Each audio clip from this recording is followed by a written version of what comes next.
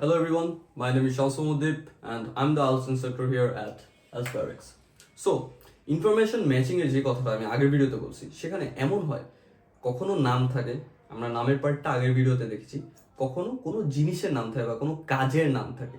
ওই কাজের ক্ষেত্রে আমরা তখন অ্যান্সারগুলো কিভাবে খুঁজে পাবো সেটাও দেখবো এখন ভিডিওতে। Let's start. So, questions 19 to 21. এটাতে কি বলা হয়েছে? Look at the following purposes. Number 19, 20, 21. এগুলো হলো purposes. Questions 19 to 21. And the list of timber cuts below. List of timber cuts. A TSI cut, a salvage cut, a shelter wood cut. So, match each purpose with the correct timber cut. A, B or C. এখানে তিনটা timber কাটের কথা হয়েছে, আমাদেরকে তিনটা পারপোজও দেওয়া হয়েছে। তো কোন তিনটার সাথে কোনটা মিলবে সেটা আমাদের বের করতে হবে। Write the correct letter A, B or C in boxes 19 to 21 on your answer sheet. আমরা ফার্স্টে এখানে সলভ করে দেন আমরা অ্যান্সার শিটে আমাদের অ্যান্সার মুভ করবো, এটা আমাদের সবসময় খেয়াল রাখতে হবে। কারণ কোশ্চেন পেপারে আমরা যতই অ্যান্সার লিখি ওইটা তো আর আমাদের কোনো রকম নাম্বারস দিবে না। NB, note below you may use any letter more than once. আমরা একটু আগে যেটা সলভ করেছিলাম আগের ভিডিওতে ঠিক সেটার মতোই you may use any letter more than once. এখানে A দুইবার ইউজ হতে পারে, B দুইবার ইউজ হতে পারে, C দুইবার ইউজ হতে পারে। এরকম যদি হয়, হইতেও পারে নাও হইতে পারে, কিন্তু যদি হয় তাহলে একটা দেখা যাবে কোনো ভাবে ব্যবহার হবে না, সেটা C হইতে পারে, B হইতে পারে, A হইতে পারে, যে কোনো একটা হতে পারে। সো এখন যদি আমরা নাম্বার 19 পড়ি, to remove trees that are diseased. So এখানে ডিজিজড একটা ইম্পর্টেন্ট কিওয়ার্ড। কেন? To remove trees that are diseased. রিমুভটা আমাদের খেয়াল রাখতে হবে, এই দুইটা আমাদের খেয়াল রাখতে হবে। Two generate income across a number of years. Generate income important, এটার মিনিং কি আছে যে আমাদেরকে বছরের পর বছর ইনকাম জেনারেট করতে হবে কোন একটা কিছুর মাধ্যমে, যেটা কোন একটা কাটের সাথে কানেক্টেড। সেটা টিএসআই কাট হতে পারে, স্যালভেজ কাট হতে পারে, শেল্টার উড কাট হতে পারে। Number of years, বছরের পর বছর ধরে। To create a forest whose trees are close in age. এমন একটা বন বা জঙ্গল তৈরি করতে হবে যেখানে এমন গাছ থাকবে যেগুলোর প্রতিটার বয়স কাছাকাছি। কিছু জায়গায় আমরা দেখতে পারি অনেক বয়স্ক, অনেক বছর হয়ে গেছে একটা গাছ আছে, এরকম না, প্রতিটা গাছই কাছাকাছি বয়সের হবে।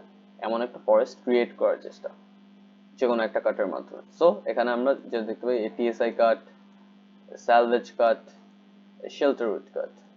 সো আমরা যেটা করবো সেটা হলো আমরা এই ওয়ার্ডস গুলো খুঁজে চেষ্টা করবো, এগুলো খুঁজে খুবই সহজ। আমার ধারণা আমরা টিএসআই কাট নিয়ে পড়েছিলাম, আমি সেটা দেখি কই পড়েছি, প্রথম তিনটেতে পড়িনি। যেমন ডি, এই যে টিএসআই কাট, এগুলা এই শব্দগুলো খোঁজা খুবই সহজ। আমরা এই শব্দগুলো খোঁজার চেষ্টা করবো এইরকম কোশ্চেন টাইপস থাকলে। এরকম কোশ্চেন টাইপে সামটাইমস কোনো রাইটারের নাম দেওয়া থাকে, তখন আপনার রাইটারের নামও পেয়ে যাবেন। ও এরপরটাতে আমরা দেখতে পাচ্ছি স্যালভেজ কাট, তারপরটাতে আছে শেল্টার উড কাট। সো আমাদের এগুলোর মিনিং করতে হবে। ওকে, দেন one such approach is called a timber stand improvement, a TSI cut. In a TSI cut, really poor quality tree and plant material is cut down to allow more space, light and other resources to the highest valued stems that remain. অর্থাৎ TSI কাটে যেটা করা হয় সেটা হলো high plants গুলো যেগুলো high গ্রেডের, হাইয়েস্ট ভ্যালুড, ওইসব প্ল্যান্ট গুলো যেন ঠিক মতো লাইট পায়, স্পেস পায়, এই জন্য পুয়ার কোয়ালিটি ট্রি গুলা কেটে ফেলা হয়। দ্যাটস এ টিএসআই কাট। আমরা এটার মিনিং জেনে গেলাম। Then, removing invasive plants might be another primary goal of a TSI cut. Invasive plants মানে ওই যে, এটার মিনিং আমিও যদি ধরলাম না জানি তাহলে পুয়ার কোয়ালিটি ট্রি এটা ধরে নেব। ধরেন আপনি অনেক কোনো একটা শব্দের অর্থ জানেন না, তাহলে চেষ্টা করবেন আরে এটার অর্থ কি হবে না হবে এগুলো নিয়ে ভাবার চেষ্টা করবেন না। আপনি চেষ্টা করবেন পুরো লাইনের মিনিং কি আছে। পুরো লাইনের মিনিং যদি ধরি, যেমন এখানে বলা হয়েছে এমন গাছ কেটে ফেলা হবে যেটা poor quality, so removing invasive plants is removing poor quality trees. Simple. Primary goal TSI কাটার এইটাই। The stems that are left behind might then grow in size and develop more foliage and larger crowns or tops that produce more coverage for wildlife. অর্থাৎ যদি এইসব লো গ্রেডের বা poor quality trees কেটে ফেলা হয়, তাইলে ভালো গ্রেডের যে চারা আছে, যে গাছগুলো আছে যেগুলো ছোট আছে, ওগুলো বড় হয়ে আরো বড় একটা টপস দিতে পারবে, বড় একটা ক্রাউনের মতো, পুরো ওয়াইল্ড লাইফকে গার্ড দিতে পারবে, কভারেজ দিতে পারবে। They have a better chance to regenerate in a less crowded environment. মানে ওরা রিজেনারেট এমন একটা লেস ক্রাউডেড এনভায়রনমেন্ট আরো ভালোভাবে রিজেনারেট করতে পারবে। TSI cuts can be tailored to one farmer's specific management goals for his or her land. TSI cuts নানাভাবে Taylor করা যেতে পারে। এটা ফার্মারের মেইনলি গোলের উপর ডিপেন্ড করে, সে কেমন ওয়াইল্ড লাইফ চায়, সে নিজের ফসল কেমন চায়, সে নিজের গাছপালা কেমন চায়, এটা ফার্মারের ম্যানেজমেন্টের উপর ডিপেন্ড করে। দেন আমরা নাম্বার ডি এর ওভারঅল মিনিং বুঝলাম, কিন্তু নাম্বার ডি এর কি কোনোটার সাথে মিল আছে? TSI cut to remove trees that are diseased, এটার সাথে আমরা মিল পাচ্ছি, কিন্তু ডিজিজড বলা হয় নাই, পুয়ার কোয়ালিটি ট্রি বলা হয়েছে, আমরা কিন্তু ডিজিজড পাই নাই। To generate income across a number of years, এখানে ইনকাম নিয়ে কোনো রকম কথাই বলা হয় না। To create a forest whose trees are close in age, এখানে এজ নিয়েও কথা বলা হয় নাই, হাই গ্রেডের ট্রিজ নিয়ে কথা বলা হয়েছে। অর্থাৎ আমরা এটা নিয়ে এখনো শিওর না। আমরা যদি এরপর দেখি এ স্যালভেজ কাট, এটা কই আছে?